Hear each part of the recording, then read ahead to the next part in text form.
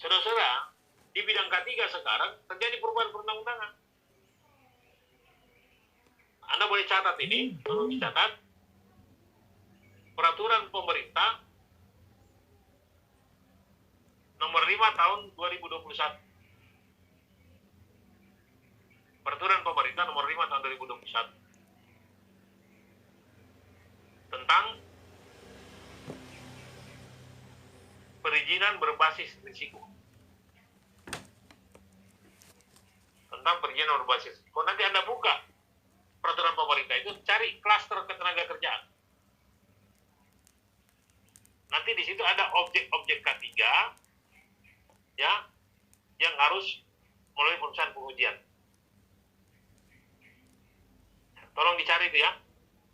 Karena banyak perusahaan yang belum tahu. Nah, kalau dia belum tahu, itu peluang Anda. Begitu saja cara rumus sederhananya.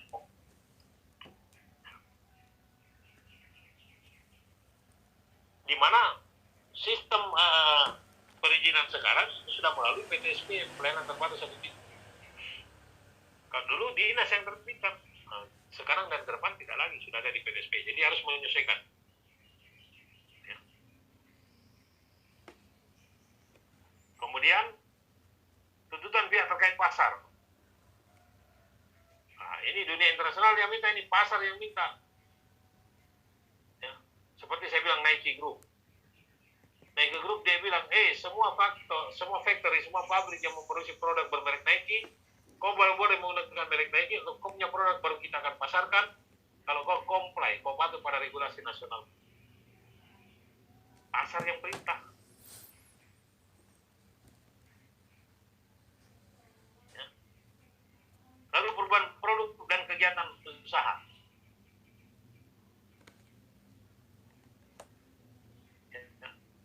Ini maaf, di sini ada orang Palopo ada nggak di Sulawesi Selatan? Ya. Ada ya? Ada, tapi Pak. Orang Sulawesi. Oh, Nur Hamsyah di Palopo ya? Pak. Di kemarin ya, di apa? Di Buah ya? Iya, Pak. Nah. Hasmia, kalau kita masuk kota Palopo, di sebelah kiri itu dulu ada hotel namanya Buana Hotel. Pernah lihat? Iya, Pak. Nah, saya Iya, dulu kalau ke Palopo suka nginap di sana.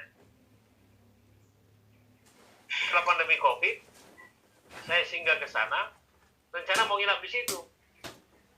Tidak jadi saya nginap sana, Bung Ayu. Kenapa? Sudah berubah menjadi rumah sakit. Jadi hotel itu sekarang dia sudah berubah menjadi rumah sakit. Nah, terjadi perubahan usaha. Sebenarnya, Tasmiyah itu kau punya peluang untuk bisa advokasi dia. Nanti tolong Anda cari peraturan Menteri Kesehatan. Catat ini. Semua boleh catat. Peraturan Menteri Kesehatan, halo, semua boleh catat. Peraturan Menteri Kesehatan nomor 66 tahun 2016.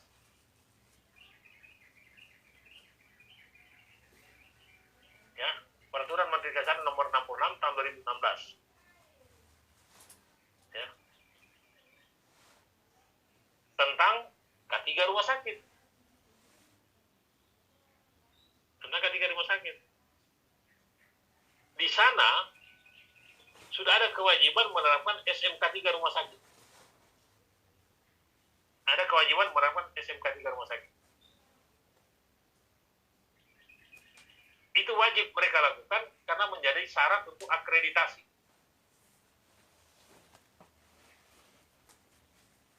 Kalau dia mau akreditasi, salah satu persyaratan itu harus menerapkan sistem SMK 3 rumah sakit.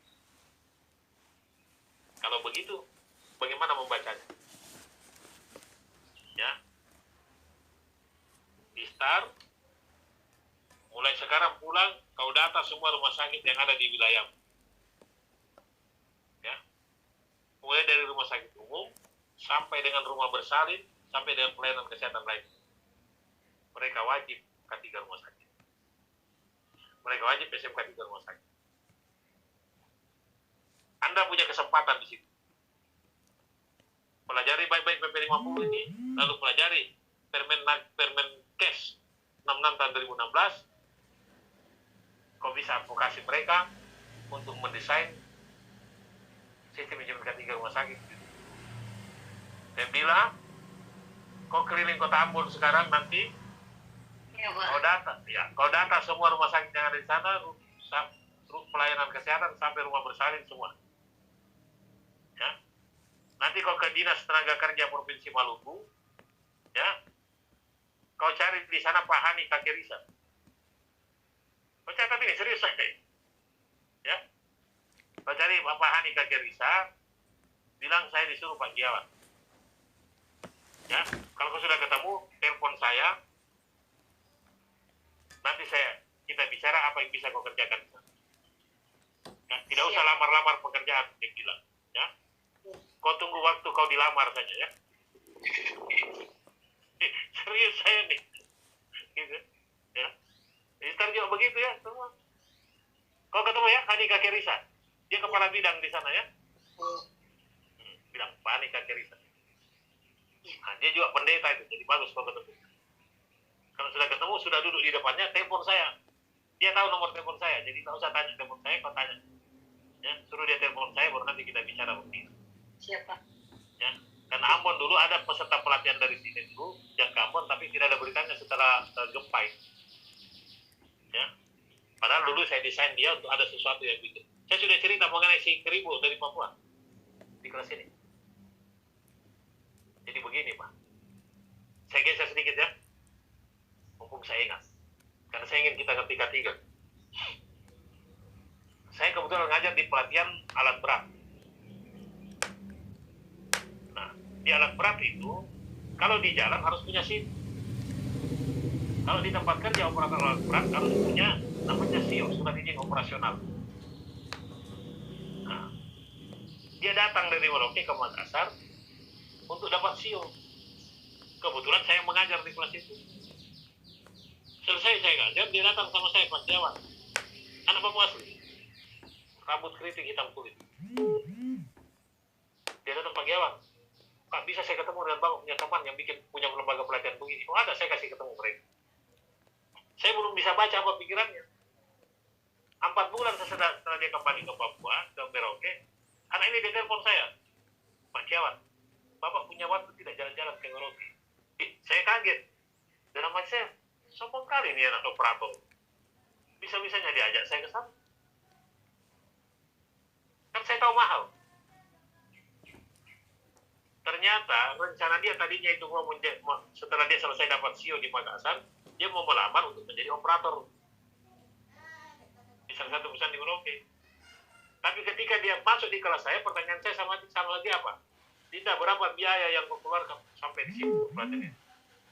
Begitu dia hitung, dia kaget sendiri. Pak Jawan, hampir 18 juta saya habis.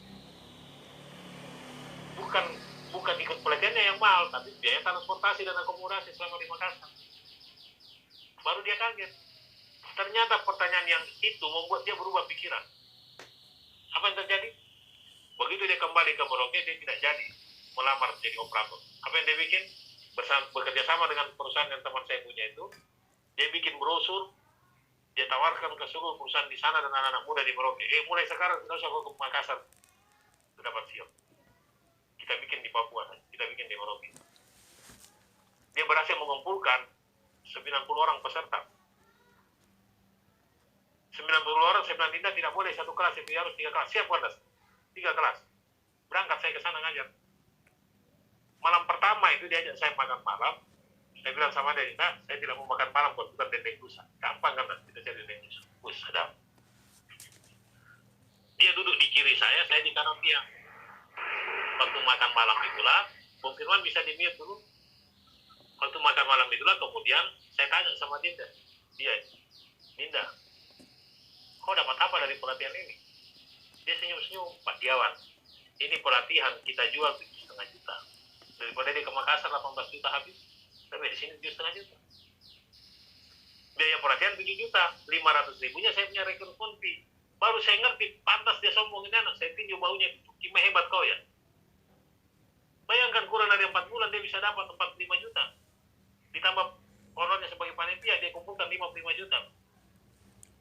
Sampai sekarang dalam kamus saya, yang paling cerdas itu si Kribo dari Merauke.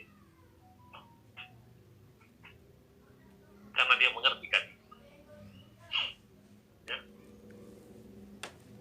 Mudah-mudahan Anda paham yang saya maksud. Itu ya.